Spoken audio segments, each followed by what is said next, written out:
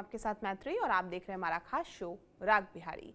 बांकीपुर उपचुनाव में बीजेपी ने आखिरी वक्त पर उम्मीदवार बदलकर नीरज कुमार सिन्हा को मैदान में उतार दिया है।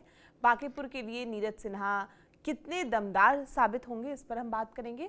दूसरा जो हमारा विषय है वो प्रशांत किशोर के नामांकन जुलूस में जिस तरह से भरत तिवारी इनकाउंटर का मुद्दा दिखाई दिया, जिससे चुनावी नैरेटिव बदलने की चर्चा जो है वो तेज है। बीजेपी ने अपने पूरे जो है टॉप लीडरशिप और एनडीए के सहयोगी दलों को प्रचार में उतार दिया है।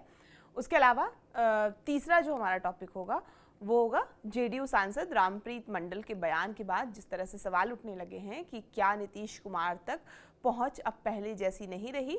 तो इन सब मुद्दों पर बात करेंगे। क्या बांकीपुर की लड़ाई सिर्फ एक सीट की नहीं बल्कि बिहार की बदलती राजनीति की तस्वीर भी दिखाएगी, और जो हमारे 3 सवाल हैं इन पर हम बात करेंगे। हमारे साथ है राजनीतिक विश्लेषक रामबंधु मिस्त्री। सर, बहुत बहुत स्वागत है आपका।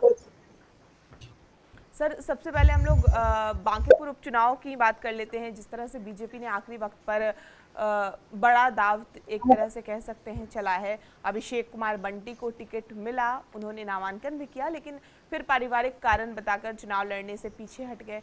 इसके बाद बीजेपी ने सिर्फ 48 घंटे के अंदर संगठन से जुड़े युवा नेता नीरज कुमार सिन्हा को उम्मीदवार बना दिया। नीरज जो हैं वो बूथ अध्यक्ष से लेकर मंडल अध्यक्ष तक संगठन में कई जिम्मेदारियां निभा चुके हैं। हालांकि राजनीतिक गलियारों में अभिषेक बंटी के परिवार का नाम जो है वो पुराने चारा घोटाला से जुड़ने की चर्चा भी हो रही है, लेकिन बीजेपी ने इसकी कोई आधिकारिक वजह नहीं मानी है। तो अब सवाल ये है कि क्या ये सिर्फ उम्मीदवार बदलना है या फिर चुनावी रणनीति का बड़ा संदेश है। उसके अलावा कुछ पोस्ट भी सोशल मीडिया पे वायरल हो रहे हैं जिसमें क्या कहा जा रहा है कि नीरज सिन्हा ढंग से बोल भी नहीं सकते और बीजेपी ने उनको उम्मीदवार बनाया है। जिस तरह से पहले भी बीजेपी नेताओं ने बयान दिया कि कुत्ता बिल्ली कोई किसी को भी बीजेपी उतार सकती है, उसके बाद वो जीत जाएगा बांकीपुर से। तो क्या बीजेपी का ये फैसला सिर्फ पारिवारिक कारणों की वजह से था अभिषेक बंटी को हटाना, या इसके पीछे कोई बड़ी चुनावी रणनीति भी दिखाई देती है? और आखिरी वक्त पर उम्मीदवार बदलना बीजेपी के लिए फायदा करेगा या जिस तरह से विपक्ष हमला कर रही है तो हमला करने का मौका देगा?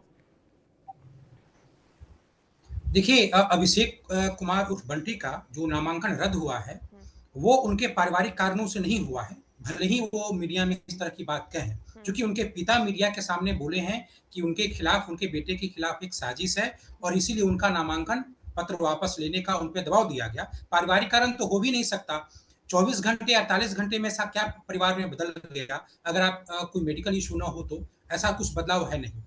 अब सबसे महत्वपूर्ण बात यह है कि ये नितिन नवीन के अपने पसंद के थे।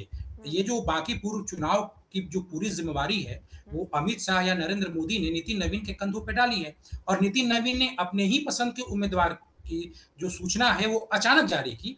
यहाँ कई नाम थे, कई बड़े नाम थे, ऋतुराज सिन्हा थे, अजय आलोक थे, कई काफी कद्दावर कई लोग थे, लेकिन एक सामान्य कार्यकर्ता को टिकट दिया गया, अभिषेक कुमार बंटी को, जिनको कोई नहीं जानता था।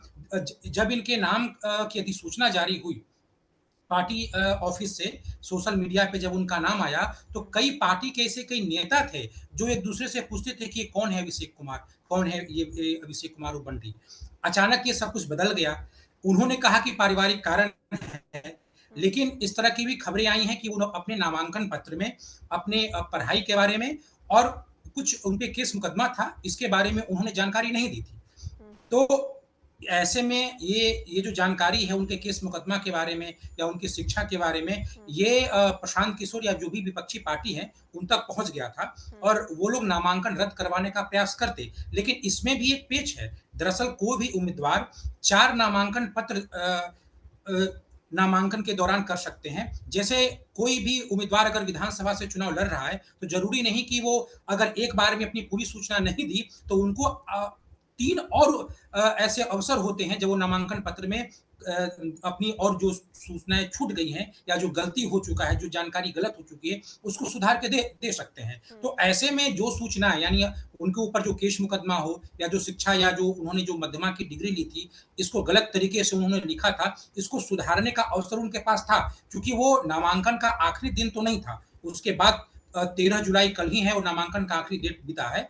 तो ऐसे में उनके पास एक अवसर था लेकिन नितिन नवीन के इस प्रत्याशी के विरोध में बीजेपी के अंदर नेताओं का अपना एक गुट है, जो एक आक्रोश है, वो आक्रोश शिवराज सिंह चौहान तक पहुंचाया गया। अगर आप बीजेपी सूत्रों की माने तो उन लोगों ने शिवराज सिंह चौहान तक नितिन नवीन के इस प्रत्याशी के खिलाफ बातें पहुंचाएं, जिनमें उनके माता पिता का चारा घोटाला में शामिल होना, उसका सजावार होना, और फिर और फिर जो प्रत्याशी हैं उनके ऊपर मुकदमा होना, इस तरह की सूचनाएं की गई। और कहीं ना कहीं एक दबाव भी बनाया गया कि प्रत्याशी बदला गया, प्रत्याशी में बदलाव किया जाए। ये बीजेपी, बिहार बीजेपी में जो गुटबाजी है वो उसका एक प्रभाव था। और फिर वहां से बात अमित शाह तक पहुंची, और फिर इस तरह की खबरें आ रही हैं कि नितिन नवीन को कहा गया कि आप उम्मीदवार को बदल दीजिए और नया उम्मीदवार भी आप ही लाइए, लेकिन इस पुराने उम्मीदवार को बदल दीजिए। ये तर्क बहुत सामान्य सा दिया जा रहा है कि इनके माता पिता चारा घोटाले में सजा याफ्ता रह चुके हैं, इसलिए प्रशांत किशोर को एक अच्छा नैरेटिव मिल जाता ये कहने के लिए।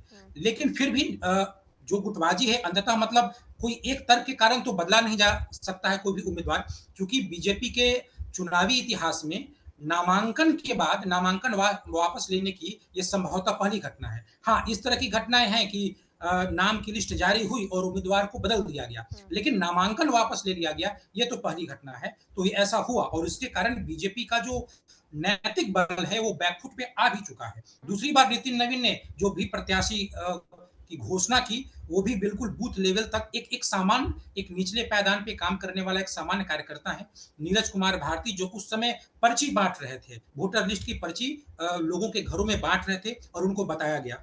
और जिस तरीके से कल नामांकन हुआ और ये संजय सरावगी जिस तरीके से उनके हाथ पकड़ के कंधे पे उनको रख करके जिस तरीके से घूम रहे थे ताकि मीडिया से उनका कोई सीधा संवाद ना हो, तो ये बता रहा था कि वो कितने मतलब वो मीडिया से बात करने में असहज हो जा रहे थे, मीडिया के कोई सामान्य सवालों का भी जवाब नहीं दे पा रहे थे।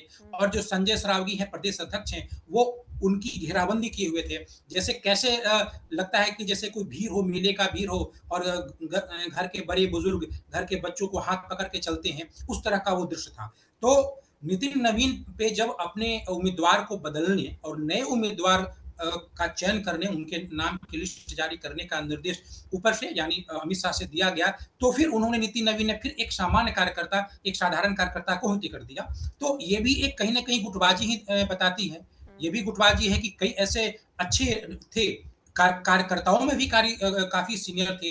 नीलरतन घोष आदि की चर्चा हमने की है, वो काफी सीनियर और प्रभावशाली हैं। और अगर आप देखेंगे तो अजय आलोक हैं, ऋतुराज सिन्हा हैं, कई अच्छे और कद्दावर नेता हैं जो इस सीट के काबिल थे। लेकिन चूंकि नितिन नवीन को उत्तराधिकारी की घोषणा करनी थी, कहीं न कहीं ये नितिन नवीन का सीट है, तो ये उनका ही उत्तराधिकारी ऐसा माना भी जा रहा है। तो उन्होंने एक सामान्य कार्यकर्ता की घोषणा कर दी। नीरज कुमार भारती, अगर आप उम्मीदवार में देखेंगे तो प्रशांत किशोर के टक्कर की तो बात छोड़ दीजिए, वो तो 3-4 और यहाँ उम्मीदवार हैं। आरजेडी से रेखा गुप्ता हैं, एक जनशक्ति जनता दल से वीना मानवी हैं, जो तो इन लोगों की तुलना में भी उनका जो कद है, उनका व्यक्तित्व है, वो छोटा ही है। और इसको लेकर के यहाँ पे बांकीपुर में एक आक्रोश भी है बीजेपी के समर्थकों के बीच में। और बीजेपी के जो कार्यकर्ता हैं, अगर कार्यकर्ता में भी देना था तो कई सीनियर कार्यकर्ता, अच्छे कार्यकर्ता हैं जो पिछले 30-35 सालों से लगातार बीजेपी के लिए काम कर रहे हैं। आज भी बांकीपुर में बीजेपी के पास ऐसे दर्जनों कार्यकर्ता हैं जो बांकीपुर के गठन से पहले, बांकीपुर विधानसभा बनने से पहले से ही बांकीपुर की गलियों में बीजेपी का झंडा ढो रहे थे। बांकीपुर तो 2008 में परिसीमन होने के बाद बना, उससे पहले तो ये पटना पश्चिम था। तो पटना पश्चिम यानी नितिन नवीन के पिताजी नवीन किशोर सिन्हा के समय से ही कार्यकर्ता है और आज भी वो लोग, आज भी इस चुनाव में भी लोग सक्रिय हैं। लेकिन खैर इनका जो नामांकन हुआ, इसमें एनडीए की जो एक जुटता है वो दिखाई दे रही है। कल नितिन नवीन आए हैं तो अपने आवास पे भी मीटिंग लिए हैं, मुख्यमंत्री आवास में भी इससे पहले मीटिंग हुआ था। नीरज कुमार सिन्हा हो या इनसे पहले अभिषेक कुमार बंटी हो, दोनों के नामांकन सभा में एनडीए के सारे जो बड़े नेता हैं वो मौजूद थे। कल नीरज कुमार सिन्हा के जो नामांकन सभा थी उसमें एनडीए के जितने भी 5 घटक दल हैं सबके प्रदेश अध्यक्ष मौजूद थे। नितिन नवीन अपने सरकारी पटना स्थित आवास पे मुख्यमंत्री सहित जितने भी घटक दल हैं, 5 घटक दल हैं, सबके नेताओं के साथ मिल भी रहे हैं और मीटिंग भी ले रहे हैं। इतना तो ये बात तो जग जाहिर है, ये जो चुनाव है ये नितिन नवीन के चेहरे पे ही है। ये जीत और हार या जो भी परिणाम होगा, ये नितिन नवीन के चेहरे की ही जीत या हार होगी और उन्हीं से प्रशांत किशोर का टक्कर भी है। तो ये यहाँ पे पहले भी फैक्टर उम्मीदवार नहीं था, अभी भी कोई फैक्टर उम्मीदवार नहीं है। लेकिन एक फैक्टर है, एनडीए की एकजुटता, क्योंकि यहाँ पे जो अति पिछड़ी जाति हैं वो भी बहुतायत हैं, तो वहाँ पे जिस तरीके से इस वक़्त जदयू में गुटबाजी है या बीजेपी पे जो आरोप लगाया जाता है, जो अति पिछड़ी जातियों के द्वारा कि नीतीश कुमार को उनके मंत्री पद से हटाया गया, इसको लेकर के जो एक समीकरण है, वो बिगड़ सकता है। इसीलिए नितिन नवीन जदयू के कार्यकर्ताओं, जदयू के बड़े नेताओं से भी मिल रहे हैं और देखिए जदयू का जो प्रदेश अध्यक्ष जो प्रदेश कार्यालय था, वहाँ पे बीजेपी के प्रदेश अध्यक्ष जाके भाषण भी दिए हैं। और जो नीरज कुमार सिन्हा है वो नीतीश कुमार से भी मिले हैं, जदयू के प्रदेश कार्यालय में भी गए हैं। तो जदयू बीजेपी की जो एकजुटता है, रणनीति पर भी बात करेंगे क्योंकि एक सीट की बस लड़ाई नहीं है, बिहार की सियासत का ये बड़ा टेस्ट बन गया है। जिस तरह से जन सुराज के प्रशांत किशोर जिनके नामांकन जुलूस में भरत तिवारी इनकाउंटर मामले से जुड़े पोस्टर और नारे भी दिखने लगे, इससे मुद्दे के चुनाव में गूंजने की चर्चा जो है वो तेज हो गई। दूसरी तरफ जैसा आप बता रहे हैं, बीजेपी ने पूरी ताकत झोंक दी है। राष्ट्रीय अध्यक्ष नितिन नवीन पटना पहुंच चुके, फिर देर रात तक रणनीति बैठकें हुई और मुख्यमंत्री सम्राट चौधरी समेत एनडीए के सभी बड़े नेता चुनावी तैयारी में जुटे हुए हैं। ऐसे में सवाल यही होता है कि क्या सिर्फ विकास का ये पूरा मुकाबला होगा या भावनात्मक और राजनीतिक मुद्दे भी चुनाव की दिशा तय करेंगे। और भरत तिवारी इनकाउंटर का मुद्दा क्या बांकीपुर उपचुनाव में वोटरों को प्रभावित कर सकता है या इसका असर जो है वो सीमित होगा। जिस तरह से आपने कहा कि सब लोग मैदान में उतरे हुए हैं, तो बीजेपी का जो पूरा टॉप लीडरशिप मैदान में उतर चुका है। एनडीए में भी हम देखें तो एकजुटता दिख रही है। जिस तरह से सम्राट चौधरी उतरे, पटना साहिब के सांसद जिस तरह से रविशंकर प्रसाद आए, राष्ट्रीय अध्यक्ष नितिन नवीन हैं ही, उसमें जेडीयू के प्रदेश अध्यक्ष उमेश सिंह कुशवाहा, हम के अगर प्रदेश अध्यक्ष अनिल कुमार, लोजपा रामविलास के प्रदेश अध्यक्ष राजू तिवारी और जिस तरह से उपेंद्र कुशवाहा की पार्टी आरएलएम के प्रदेश अध्यक्ष आलोक कुमार सिंह भाजपा प्रत्याशी के पक्ष में जिस तरह से चुनाव प्रचार कर रहे हैं, तो पूरी तरह से मतलब एक तरह से कहें तो बीजेपी प्रत्याशी नीरज सिन्हा के लिए सब लोग मैदान में उतर गए हैं। एनडीए एकजुट नजर आ रही है, सब लोग पूरी ताकत लगा दिए हैं बांकीपुर में। और जिस तरह से आगे प्रशांत किशोर मुद्दे उठा रहे हैं, तो मुद्दों में क्या फर्क है और क्या रणनीति, कौन सी रणनीति सबसे ज्यादा काम आ सकती है यहाँ? देखिए, ये जो चुनाव है वो प्रशांत किशोर के मैदान में आने के बाद जातिगत समीकरण बनाम मुद्दा इसी पे आधारित हो चुका है। प्रशांत किशोर के पास मुद्दा है और बीजेपी हो या आरजेडी हो, रेखा गुप्ता, इन दोनों के पास जातिगत समीकरण है। बीजेपी से जातिगत समीकरण, एनडीए का जो जातिगत समीकरण है, इसके बलबूते और उनका जो अपना जो सांगठनिक बल है, इसके बलबूते चुनाव जीतने जा रही है या जीतना चाह रही है। इसके विपरीत प्रशांत किशोर मुद्दा उठा रहे हैं। महागठबंधन की जो उम्मीदवार है रेखा गुप्ता या आरजेडी की उम्मीदवार रेखा गुप्ता हैं, उनको भी अपने जातिगत समीकरण का ही भरोसा है, क्योंकि उनके भी कैंपेन में कहीं मुद्दा दिख नहीं रहा है। हाँ, प्रशांत किशोर के कैंपेन में मुद्दा दिख रहा है। प्रशांत किशोर ने तो इसको एक सम्राट सरकार के खिलाफ जनमत संग्रह का एक टेस्ट बना दिया है। अगर आप बांकीपुर चुनाव में मतदान करते हैं तो आप सम्राट चौधरी के पक्ष या विपक्ष में मतदान करें, तो इसको एक बड़ा नैरेटिव उन्होंने बनाया भी है। और उन्होंने भरत तिवारी इनकाउंटर मसले को भी इस बखूबी इसको भुना रहे हैं इस चुनाव में, और भरत तिवारी इनकाउंटर को कानून व्यवस्था के रूप में उभार भी रहे हैं। लेकिन एक बुनियादी बात यह है कि जो भी मुद्दे होते हैं, क्या वो मुद्दा जातिगत रंग से अछूता है?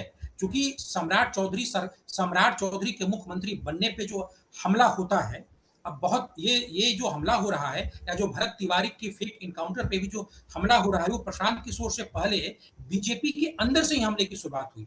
सम्राट चौधरी के मुख्यमंत्री बनने पे सबसे अधिक बीजेपी के अंदर के कई नेता नाराज रहे और वो उनकी जो आवाज है विजय सिन्हा के द्वारा आई और फिर आगे चल के, चूंकि इसको विजय सिन्हा ने लीड किया, इसलिए ये कहीं ना कहीं आगे चल के अग्रणी बनाम पिछड़ी के रूप में आज बिहार के समाज में वो व्यक्त हो चुका है। आप सम्राट चौधरी पे हमला करते हैं, कोई ना कोई बहुजन का आदमी आता है और सम्राट चौधरी के पक्ष में बोलने लगता है। इसी तरीके से भरत तिवारी इनकाउंटर का भी मसला है। जिस तरीके से जन आक्रोश रहा, लेकिन बीजेपी के नेताओं ने सम्राट चौधरी को घेरने के लिए ही पुलिस पे जिस तरीके से टीका शुरू कर दी और वहां पे महापंचायत हुआ और उसके खिलाफ बहुजन पंचायत होने की योजना बनी जो नहीं हो पाई, लेकिन जो जो योजना बनी थी, कहीं न कहीं ये बताता है कि भरत तिवारी मसले का भी जातिगत रंग झड़ चुका है। प्रशांत किशोर के साथ समस्या ये है कि वो उन मुद्दों के जरिए, जिन मुद्दों पे जातियों का रंग झड़ चुका है, उन मुद्दों के जरिए लोगों से जाति से ऊपर उठ करके वोट देने की अपील कर रहे हैं। जिस तरीके से उनकी रैली में भरत तिवारी की तस्वीर थी, कल उनके नामांकन रैली में, इसका प्रभाव पड़ा है। लेकिन इसका प्रभाव क्या प्रशांत किशोर के पक्ष में पड़ा है? क्योंकि वहां पे चलिए इसके जरिए आप अगली जो मतदाता हैं उनको एड्रेस कर सकते हैं, लेकिन बांकीपुर में जो पिछड़े मतदाता हैं, जो जिसके बिना जीत असंभव है, जिसके बिना आज भले ही कायस्थ समाज नितिन नवीन के साथ है, लेकिन पिछड़ी मतदाता जो जदयू का जनाधार है, वो अगर बीजेपी के साथ ना आए तो बीजेपी भी नहीं जीत पाई है। अगर इसी तरीके से अगर वो प्रशांत किशोर के साथ ना आए तो जीतने का तो कोई सवाल ही नहीं है। और आप जिस अगली जाति को इस मुद्दों के जरिए संबोधित कर रहे हैं, उनकी तो जनसंख्या जो भूमिहार है, राजपूत हैं और ब्राह्मण है, यानी गैर कायस्थ जाति वो मात्र 19% है। कायस्थ जाति तो आंख मूंद के नितिन नवीन के साथ ही है, तो गैर कायस्थ जाति मात्र 19% है। और यहाँ पे जो वोटिंग जो मतदान प्रतिशत है वो मात्र 41% होता है। तो आप देख लीजिए कि जो 19% मतदाता हैं और 3,77,000 मतदाता हैं और एक उसमें से 41% वहां मतदान होता है, यानी 1,55,000 मतदाता वोट देते हैं और उसी 1,55,000 मतदाता का जो 19% है उसी को आप एड्रेस कर रहे हैं। ऐसे में चुनाव जीतना तो बहुत दूर की बात है, दूसरे नंबर पे भी आना नामुमकिन है। तो ये तो प्रशांत किशोर इसको आगे चल के क्या उन मुद्दों को, जिन मुद्दों को लीड कर रहे हैं, चाहे सम्राट चौधरी के खिलाफ हो, भरत तिवारी के खिलाफ हो, उनको वो कानून व्यवस्था या अच्छी या बुरे सरकार के रूप में स्थापित कर पाए, ये देखने वाली बात है, क्योंकि इन मुद्दों पे जातिगत रंग चढ़ चुका है। लेकिन बीजेपी जो है, बीजेपी का आसरा वही है, नितिन नवीन का अपना जो जातिगत गठजोड़ है, जो उनकी अपनी छवि नितिन नवीन की रही है, उसी के जरिए जो उनके जो नए नवेले जो नवयुवक उम्मीदवार हैं वो मैदान में हैं और उनका बेड़ा तो नितिन नवीन के चेहरे पे ही होगा और इसमें जीत और हार का जो श्रेय है वो नितिन नवीन को मिलेगा और ये उनका आत्मविश्वास है, इसीलिए तो किसी नए नवयुवक को लाए हैं और टिकट दे दिए हैं।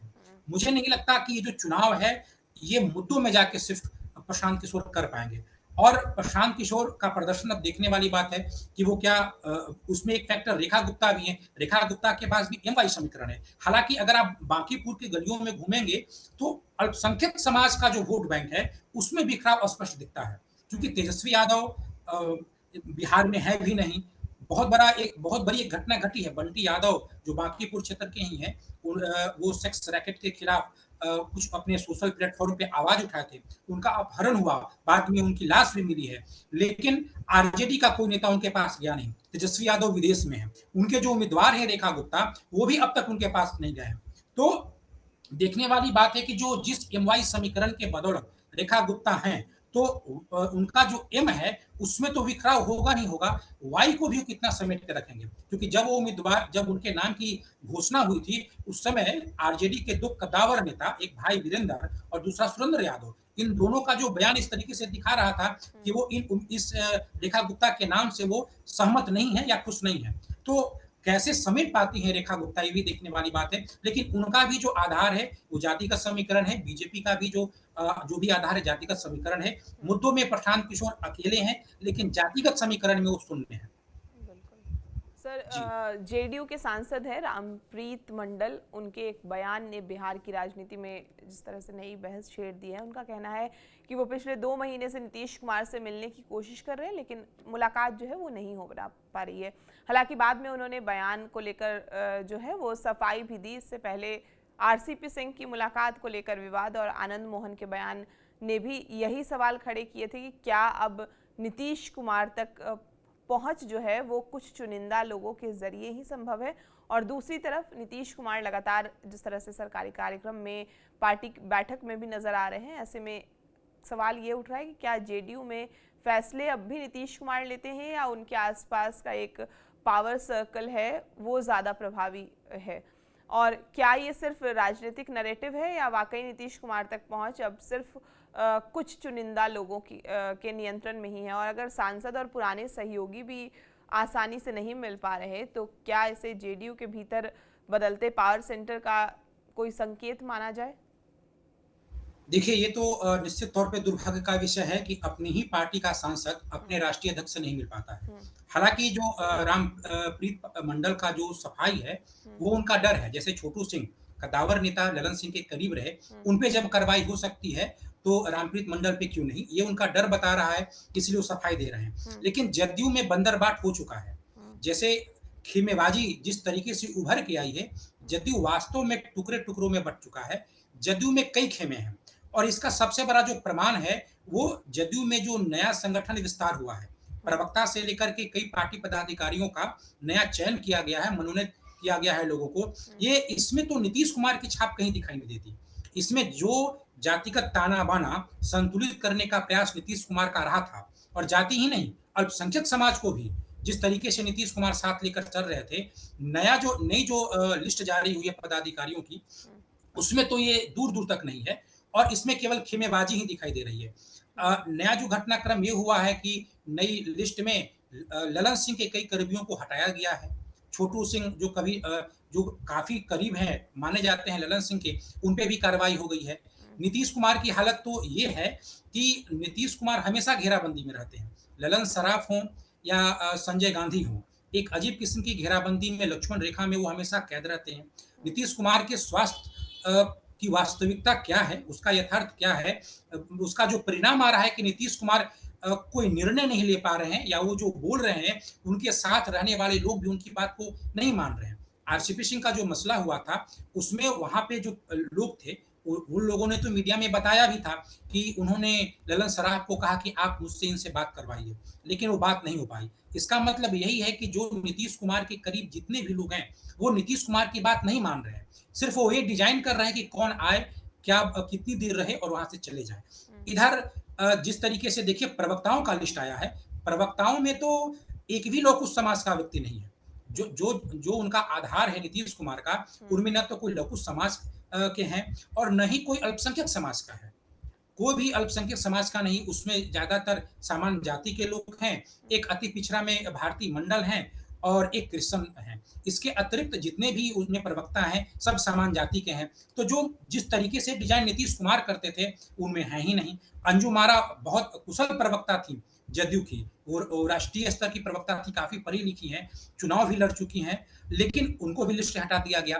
पता नहीं जदयू किस राह पे चल चल गया है। हुँ, दूसरी बात है कि जो खींचतान है, कई गुट हैं। ललन सिंह का अपना गुट है, हुँ, संजय झा का अपना गुट है।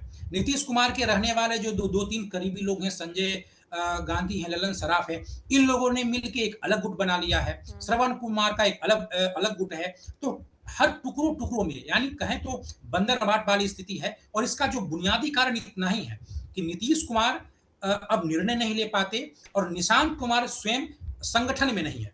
हुँ, बतौर स्वास्थ्य मंत्री वो सक्रिय भले ही हैं, लेकिन संगठन में वो है नहीं। संगठन की वो देख-रेख नहीं कर पा रहे हैं। हुँ, सबसे बड़ी जो समस्या ये है कि अगर किसी संगठन से जुड़े किसी व्यक्ति को अगर अपनी बात कहनी है तो किससे कहे? संजय झा जो हैं वो उन तक पहुँचना भी बहुत कठिन है और वो इंसान भी बहुत जटिल हैं। वो खुद एक गुट का नेतृत्व करते हैं, खुद ही वो गुटबाजी के धुरी से जुड़े हुए हैं, तो फिर निष्पक्ष निर्णय कैसे ले पाएँ? जो जदयू के जो लोग हैं, उनकी जो बुनियादी समस्या है, वो यही है। और इससे आने वाले समय में जदयू का और एक तरीके से जो उनकी जो समाज पे पकड़ है, वो और कम हो जाएगी। ऐसे में निशांत कुमार का संगठन से कोई लेना-देना नहीं है। जो नेतृत्व होता है, वो संगठन का होता है। हुँ, सरकार में कोई व्यक्ति रहे न रहे, इससे क्या फ़र्क पड़ता है? संगठन सबसे बड़ी ताकत होती है। आप अगर जिस तरीके से जदयू असंतुलित हो रही है, हुँ, मुझे तो लगता है कि वहाँ पे जो मंत्री हैं, उनके भी तालमेल में कमी ना हो जाए। आपस में जो तालमेल की कमी बड़े नेता, कद्दावर नेताओं में अगर हो जाए, तो हुँ, कहीं ये पूरा का पूरा कुनबा ही ना बिखर जाए। जब तक निशांत कुमार संगठन में नहीं आते, संगठन की चाबी अपने आप पास नहीं रखते, या तो वो स्वयं राष्ट्रीय अध्यक्ष बने। अगर अगर नीतीश कुमार निर्णय नहीं ले पा रहे हैं, तो हुँ, या तो निशांत कुमार राष्ट्रीय अध्यक्ष बने या हुँ, कार्यकारी अध्यक्ष बने।